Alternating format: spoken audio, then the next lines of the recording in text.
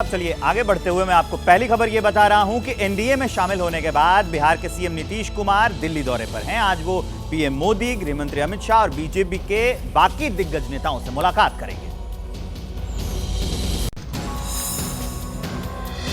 बिहार में एनडीए की सरकार बनने के बाद नीतीश कुमार का यह पहला दिल्ली दौरा है। नीतीश कुमार आज 7 फरवरी और कल यानी 8 फरवरी तक दिल्ली में रहेंगे। आज वो प्रधानमंत्री नरेंद्र मोदी से मिलेंगे। मुलाकात शाम 4 बजे के करीब संसद भवन में होगी। नीतीश कुमार गृह मंत्री अमित शाह और बीजेपी अध्यक्ष जेपी नड्डा से भी मुलाकात करेंगे।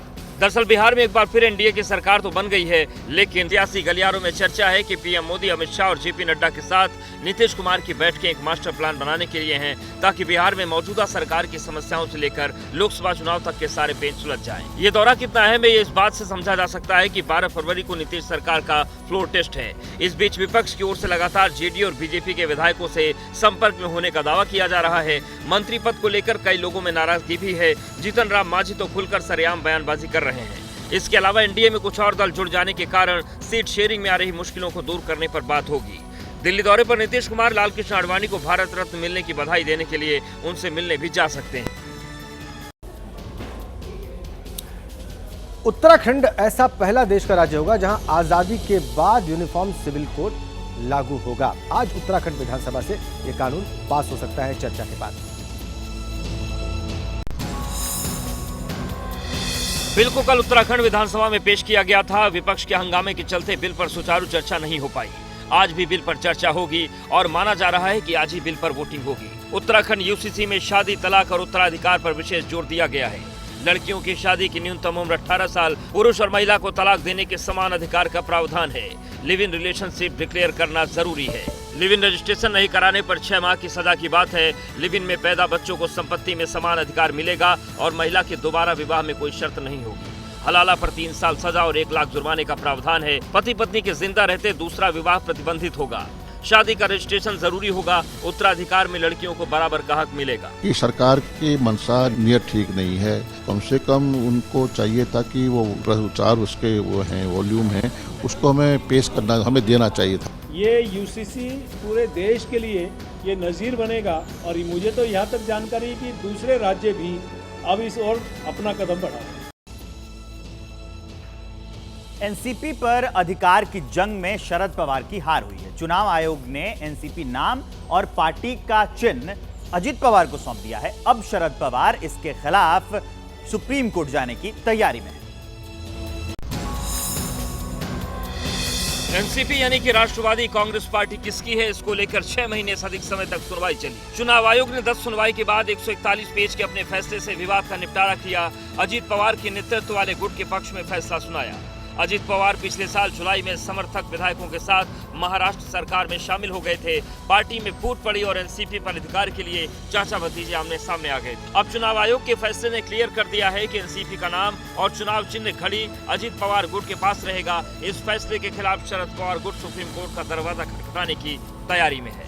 ये उन्होंने दिया हुआ डिसीजन हम स्वीकारते हैं। पार्टी का नाम था, पार्टी का सिंबल था, पार्टी का फ्लैग था, वो सभी उन्होंने डिसीजन जो दिया, हम बहुत खुश हैं। इस पार्टी का फाउंडर मेंबर और फाउंडर लीडर कौन रहा है, तो एक ही नाम है, उसका नाम है शरद पवार। लड़ लेंगे यार, और सुप्रीम कोर्ट तो जाएंगी। अगर हम पे अन्याय होगा तो कोर्ट तो जाना ही पड़ेगा ना। ईडी की शिकायत पर आज राउज एवेन्यू कोर्ट में सुनवाई होगी। शिकायत ईडी ने इसलिए की है क्योंकि उसने 5 बार दिल्ली के मुख्यमंत्री अरविंद केजरीवाल को समन भेजा और वो एक बार भी उसके सामने प्रस्तुत नहीं हुए। दिल्ली शराब घोटाले से जुड़ी पूछताछ के लिए ईडी अब तक 5 बार केजरीवाल को समन दे चुकी है, लेकिन एक बार फिर से वो पेश नहीं हुए। बार बार समन की नाफरमानी के खिलाफ ईडी ने कोर्ट से शिकायत की। केजरीवाल के खिलाफ वर्जी पर आज राउज एवेन्यू कोर्ट में सुनवाई होनी है। केजरीवाल को ईडी ने पहला समन भेजकर पिछले साल 2 नवंबर को पूछताछ के लिए तलब किया था। फिर 21 दिसंबर को, इस साल 3 जनवरी को, 18 जनवरी को और 2 फरवरी को भी पूछताछ के लिए बुलाया गया, लेकिन केजरीवाल पेश नहीं हुए। इस बीच आम आदमी पार्टी ने ईडी के खिलाफ जो मोर्चा खोल रखा है, उसमें मंत्री आतिशी ने ईडी पर संगीन इल्जाम लगाए हैं। उन्होंने कहा कि ईडी जांच में घोटाला कर रही है। एक आरोपी से पूछताछ के वीडियो से ऑडियो डिलीट करने का आरोप लगाया। ईडी सूत्रों के मुताबिक आरोप निराधार हैं और लीगल एक्शन पर विचार किया जा रहा है। जब ईडी ने वो फुटेज दी तो उन्होंने उस फुटेज का ऑडियो डिलीट कर दिया। अरविंद केजरीवाल और उनके मंत्री ये सब झूठ बोलने में माहिर है, उनका झूठ चक्का लगाता रहेगा, लेकिन जब सच के जूते पड़ेंगे तो सच्चाई सबके सामने आएगी। ज्ञानवापी के तहखाने में 31 साल बाद शुरू हुआ पूजा पाठ विधि विधान से जारी है। लगातार और रोज उसमें पूजा हो रही है, लेकिन इलाहाबाद हाई कोर्ट आज इस पर फैसला सुनाने वाला है। ये मामला कोर्ट में है कि आगे पूजा ये जारी रहेगी या नहीं। व्यास जी के तहखाने में पूजा के खिलाफ मुस्लिम पक्ष ने हाईकोर्ट का दरवाजा खटखटाया, जिस पर कल यानी मंगलवार को करीब 2.5 घंटे सुनवाई हुई थी। अंजुमन इंतजामिया मसाजिद कमेटी ने दावा किया है कि जिला जज ने मंदिर पक्ष की अर्जी 17 जनवरी को ही निस्तारित कर दी थी, फिर बगैर अर्जी 31 जनवरी को पूजा के अधिकार का आदेश दे दिया, जबकि मंदिर पक्ष ने दावा किया है कि जो फैसला हुआ था वो सबको सुनकर हुआ। हाईकोर्ट में कल सुनवाई पूरी नहीं हो पाई थी, इसलिए आज सुबह 10 बजे से फिर सुनवाई होगी।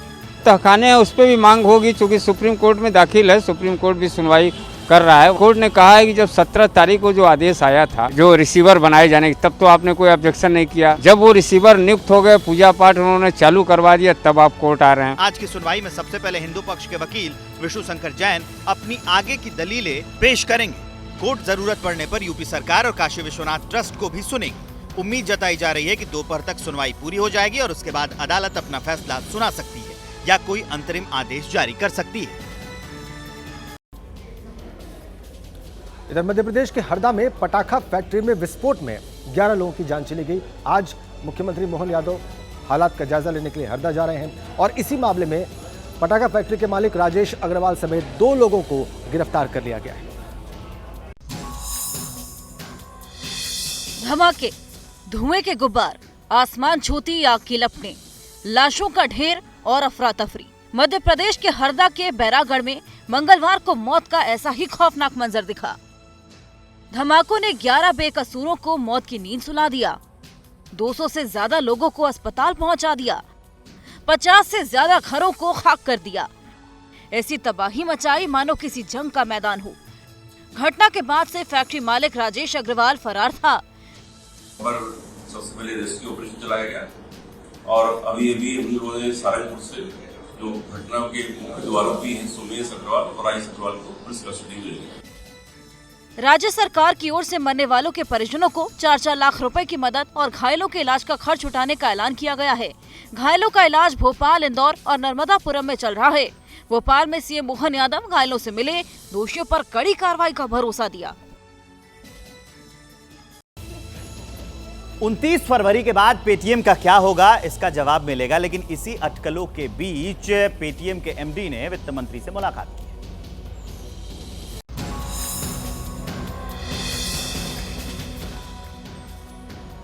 आरबीआई के सख्त एक्शन के बीच पेटीएम के एमडी विजय शेखर शर्मा ने मंगलवार को वित्त मंत्री निर्मला सीतारमण से मुलाकात की। ये मुलाकात करीब 10 मिनट चली।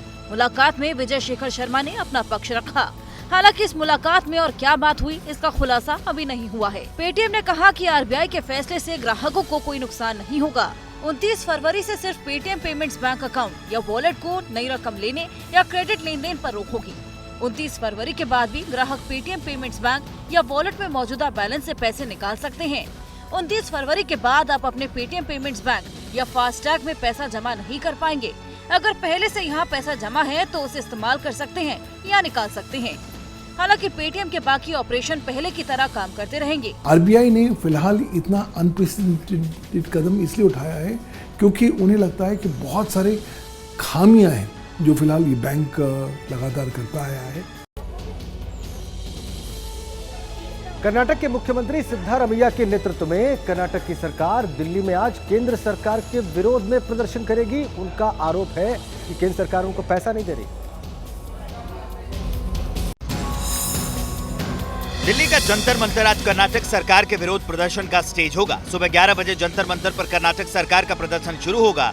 प्रदर्शन में 136 विधायक और एमएलसी कांग्रेस के सांसद शामिल होंगे। So we have to protect the interest of the people of Karnataka. Whatever has been promised to the Karnataka, whatever the budget has been announced to Karnataka, we have not got the funds. Our voice has to be heard by the center.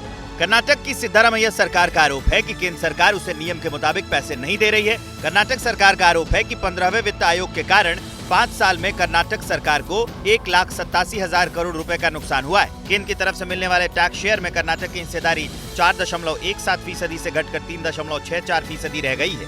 केंद्र सरकार ने भद्रा mail डांडे परियोजना के लिए 5300 करोड़ नहीं दिए। CM Siddaramaiah ने BJP सांसदों से भी प्रदर्शन में शामिल होने की अपील की है। To cover up his financial mismanagement and failures, he is now bringing a bogey between centre and state. चलिए अब आपको दिखाते हैं दक्षिण का सहारा अमेठी रायबरेली से किनारा। दरअसल लोकसभा के चुनाव के लिए सारी पार्टियों ने जमीनी तैयारियां शुरू कर दी हैं। बीजेपी भी जोर शोर से अपनी तैयारियों में जुट गई है। लेकिन उत्तर प्रदेश में कांग्रेस का गढ़ कहे जाने वाले अमेठी और रायबरेली में कांग्रेस कहीं नजर नहीं आ रही है जमीन पर। अब चर्चा ये चलने लगी है कि आगामी लोकसभा चुनावों में कांग्रेस जो है वो अमेठी और रायबरेली से चुनाव नहीं लड़ेगी, माफ कीजिएगा, सोनिया गांधी यहां से चुनाव नहीं लड़ेगी या फिर गांधी परिवार का कोई सदस्य यहां से चुनाव नहीं लड़ेगा। सवाल यह है कि क्या राहुल गांधी जैसे वायनाड से सांसद हैं तो सोनिया के तेलंगाना से कहीं लोकसभा सीट से चुनाव लड़ने की चर्चाएं।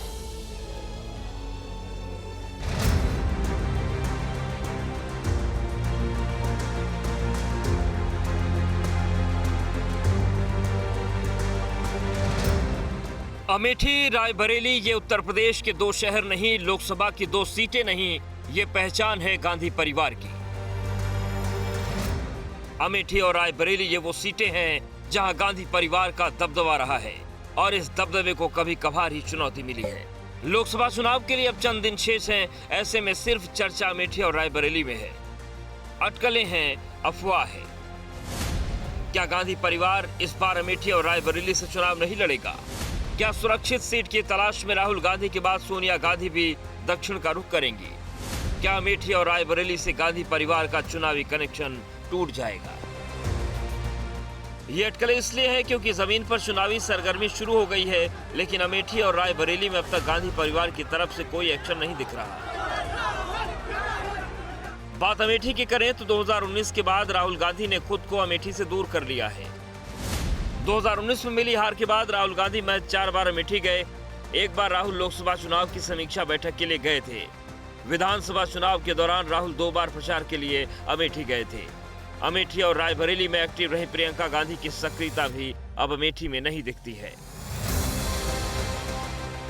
हालांकि कोरोना के समय राहुल ने अमेठी के लिए दवाएं और दूसरे जरूरी सामान भिजवाए थे, लेकिन राहुल गांधी की सक्रियता अमेठी में अब वैसी नहीं दिखती। इसलिए सवाल उठ रहे हैं कि क्या राहुल अमेठी से अगला चुनाव नहीं लड़ेंगे।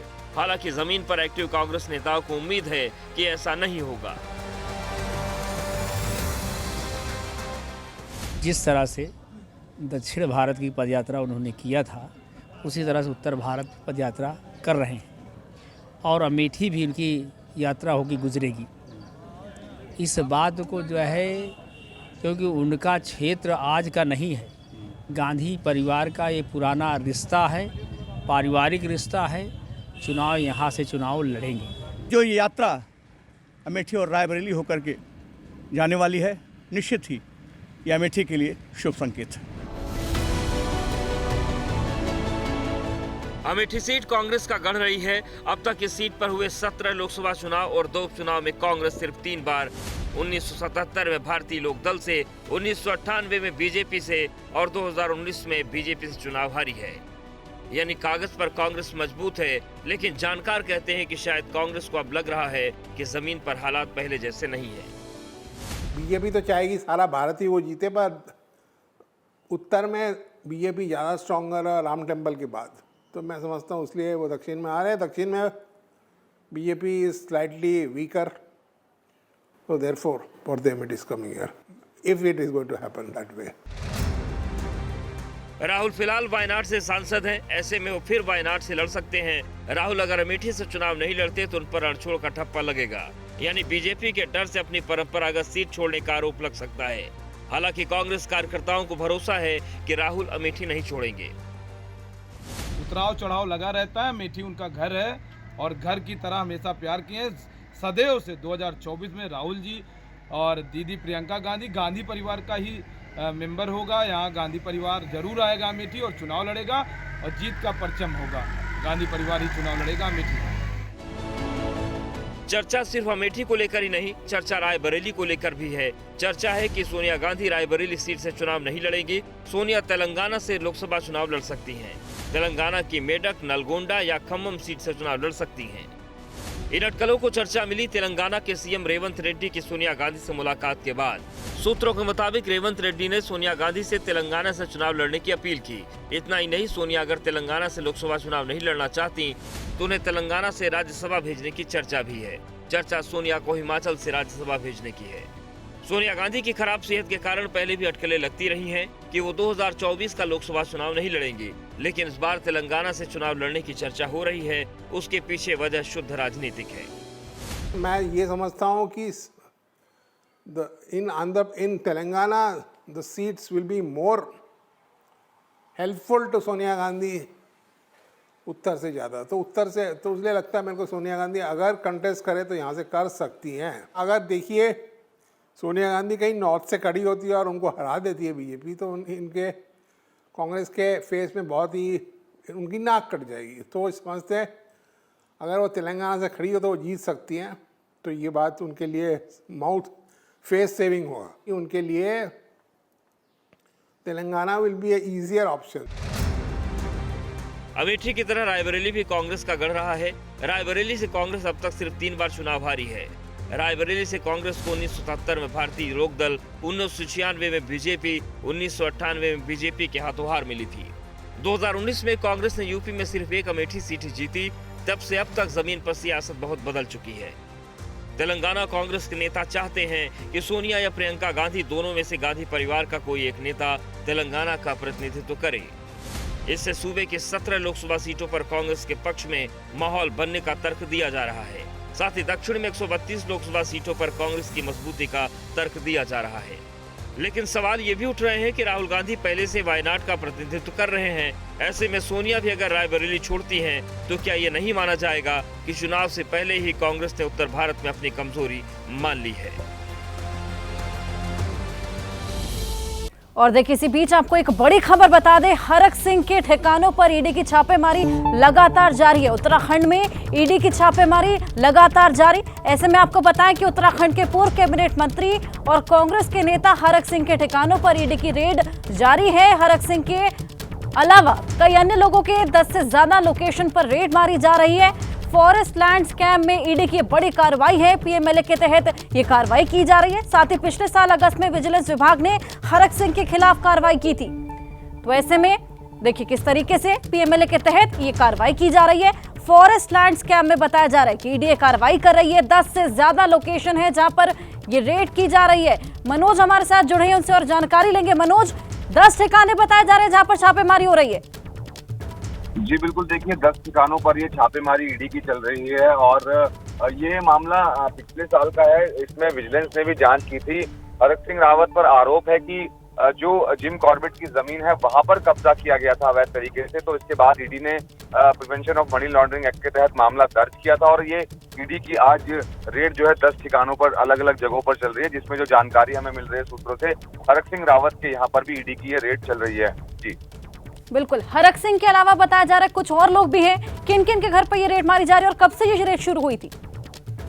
जी बिल्कुल, आपको बताना चाहूंगा कि सुबह 7 बजे ईडी की ये रेड जो है वो शुरू हो गई थी। लेकिन जो ईडी के सूत्र हैं वो ज्यादा जानकारी अभी नहीं दे रहे हैं। लेकिन सूत्रों ने इतना जरूर साफ कर दिया है कि हरक सिंह रावत जो है उनके यहाँ पर ये रेड चल रही है। और जैसा कि मैंने पहले भी आपको बताया कि विजिलेंस की इंक्वायरी पहले से चल रही थी कि जो जिम कॉर्बेट की जमीन थी उस पर गलत तरीके से कब्जा किया गया था, उसी की जांच विजिलेंस भी कर रही थी। उसके बाद ईडी ने भी इसमें मनी लॉन्ड्रिंग का मामला दर्ज किया था। ईडी मनी लॉन्ड्रिंग के मामले की जांच कर रही है और उसी मनी लॉन्ड्रिंग के मामले की जांच को करते हुए ईडी बिल्कुल मनोज, पिछले साल अगस्त में विजिलेंस विभाग ने हरक सिंह के खिलाफ कार्रवाई की थी, उसी को लेकर ये रेड की जा रही है। बहुत शुक्रिया आपका तमाम जानकारी के लिए।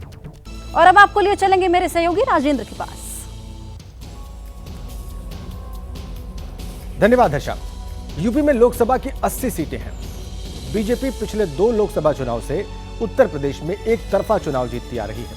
अब प्रधानमंत्री ने 2024 में मिशन 400 का टारगेट दिया है और ऐसे में बीजेपी यूपी में सभी 80 सीटें जीतने का लक्ष्य लेकर चल रही है।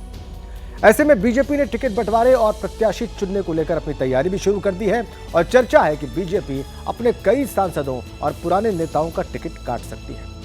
यूपी की 80 सीटें जीतने के लिए नए चेहरों को मौका दिया जा सकता है। मैं देख रहा हूं देश का मिजाज एनडीए को तो 400 पार कर पाई के रहेगा,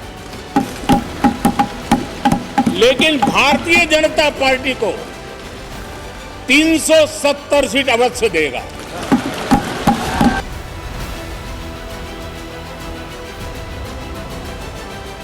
पीएम ने लक्ष्य बता दिया है, मिशन 400 पर नजर है।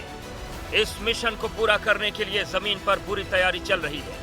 यूपी यानी कि वो सूबा जहां लोकसभा की सबसे ज्यादा सीटें हैं और जहां पिछले 2 लोकसभा चुनाव से बीजेपी एक तरफा जीत हासिल करती आ रही है।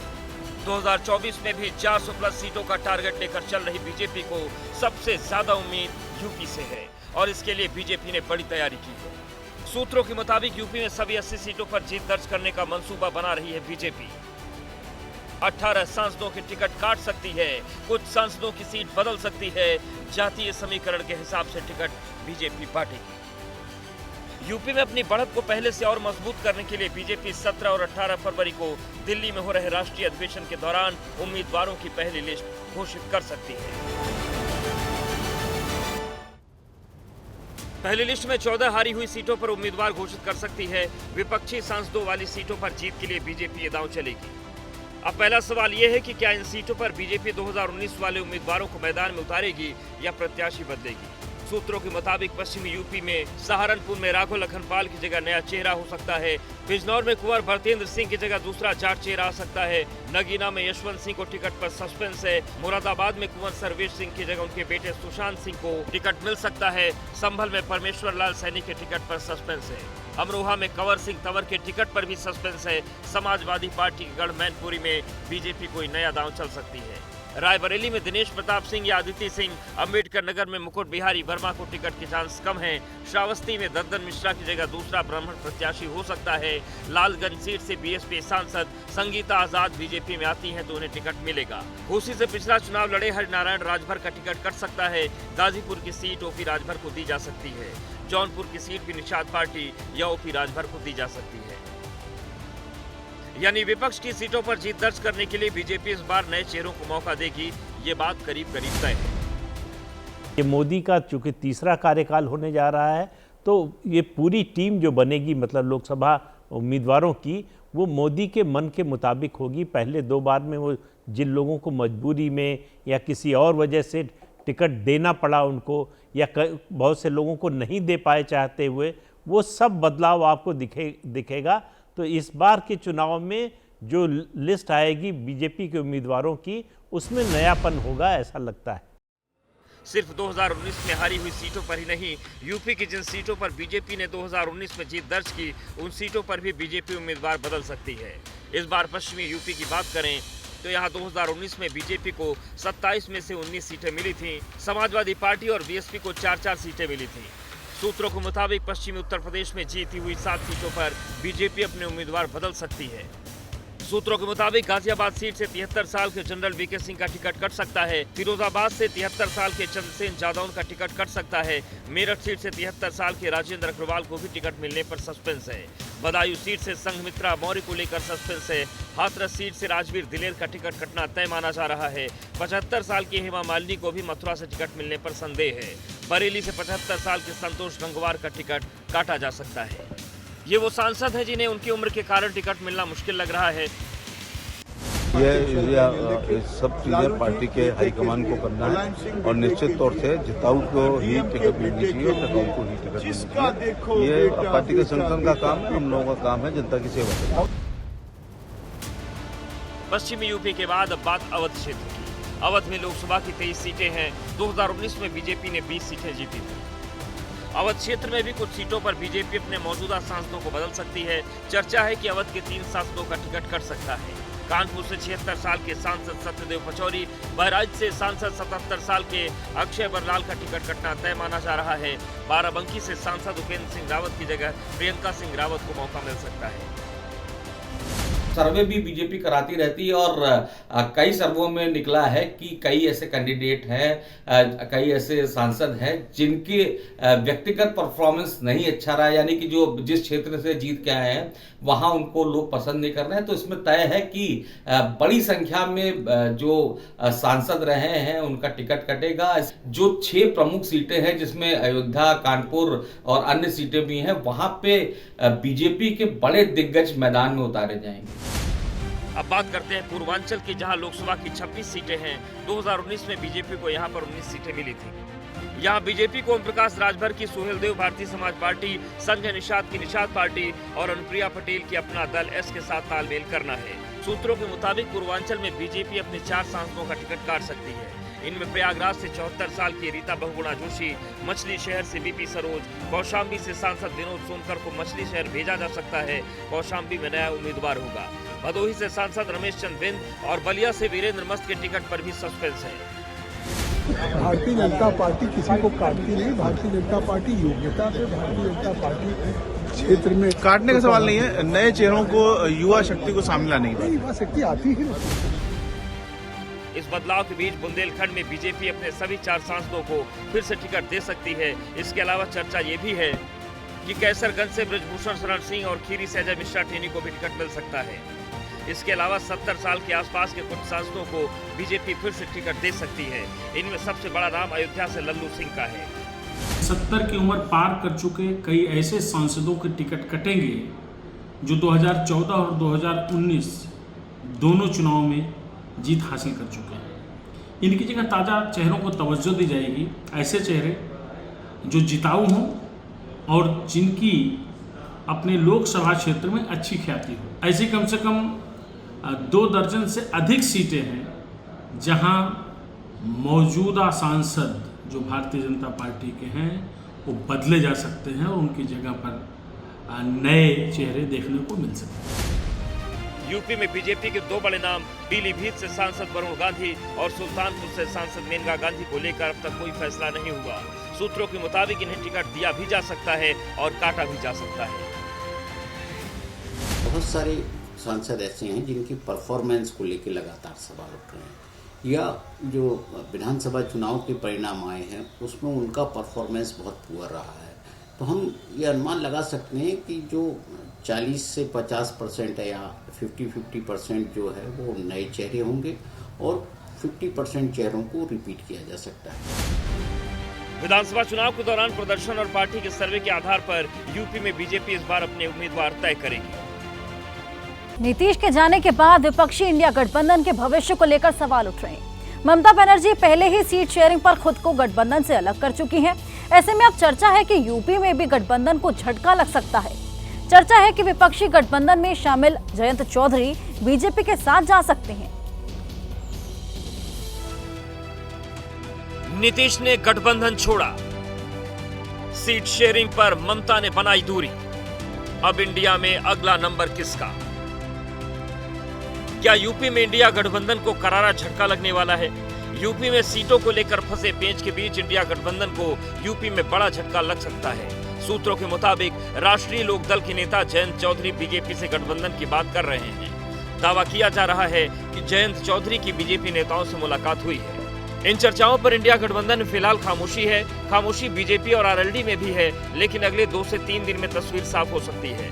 जयंत चौधरी और अखिलेश यादव के पोस्ट करीब 18 दिन पुराने हैं। 19 जनवरी को पोस्ट के जरिए गठबंधन का ऐलान हुआ था।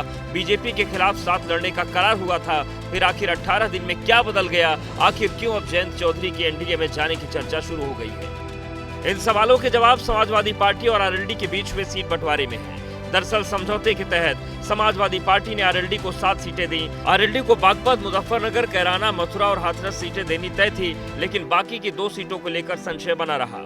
मेरठ, बिजनौर, अमरोहा, नगीना और फतेहपुर सीकरी में कौन सी और 2 सीट आरएलडी को दी जाएगी, इस पर फैसला नहीं हो पा रहा था। इसी बीच समाजवादी पार्टी की एक और शर्त ने जयंत को नाराज कर दिया। दरअसल समाजवादी पार्टी ने आरएलडी को 7 सीटें तो दी, लेकिन शर्त ये रख दी कि 4 सीटों पर समाजवादी पार्टी के नेता आरएलडी के सिंबल पर चुनाव लड़ेंगे। मुजफ्फरनगर, कैराना, बिजनौर की सीट पर अखिलेश अपनी पार्टी के नेताओं को आरएलडी के सिंबल पर चुनाव लड़ाना चाहते हैं। मुजफ्फरनगर सीट से समाजवादी पार्टी हरेंद्र मलिक को आरएलडी के सिंबल पर चुनाव लड़ाना चाहती थी। अखिलेश की इन शर्तों ने जयंत चौधरी को नाराज कर दिया। सूत्रों का दावा है कि आरएलडी के नेता और कार्यकर्ता 7 सीटों पर अपना उम्मीदवार उतारना चाहते हैं। ऐसा नहीं होने पर जयंत चौधरी पर गठबंधन तोड़ने का दबाव है। दरअसल 2019 लोकसभा चुनाव में विपक्षी गठबंधन में शामिल आरएलडी 3 सीटों पर चुनाव लड़ी थी, तब आरएलडी को एक भी सीट नहीं मिली थी। 2022 विधानसभा चुनाव में समाजवादी पार्टी के साथ आरएलडी 33 सीटों पर चुनाव लड़ी, तब आरएलडी ने 9 सीटों पर जीत दर्ज की थी। इस बार भी अखिलेश आरएलडी को सीट तो 7 दे रहे हैं, लेकिन असल में आरएलडी के पास महज 3 सीटें भी बच रही हैं। ऐसे में चर्चा है कि जयंत बीजेपी के साथ गठबंधन पर चर्चा कर रहे हैं। सूत्रों के मुताबिक बीजेपी बागपत और मथुरा सीट आरएलडी को दे सकती है। राज्यसभा की भी एक सीट आरएलडी को दी जा सकती है। चर्चा है कि अगर सब कुछ ठीक रहा तो अगले 2 से 3 दिन में बीजेपी और आरएलडी के बीच चुनावी गठबंधन पर बात फाइनल हो सकती है। नीतीश के गठबंधन छोड़ने और ममता की नाराजगी के बाद गठबंधन को लेकर जयंत के मन में संदेह है। इतना ही नहीं, पिछले 2 चुनाव में अखिलेश के साथ लड़े जयंत को अगले लोकसभा चुनाव में विपक्ष के अच्छे प्रदर्शन पर भी संशय है। ऐसे में जल्द ही जयंत इंडिया गठबंधन को झटका दे सकते हैं।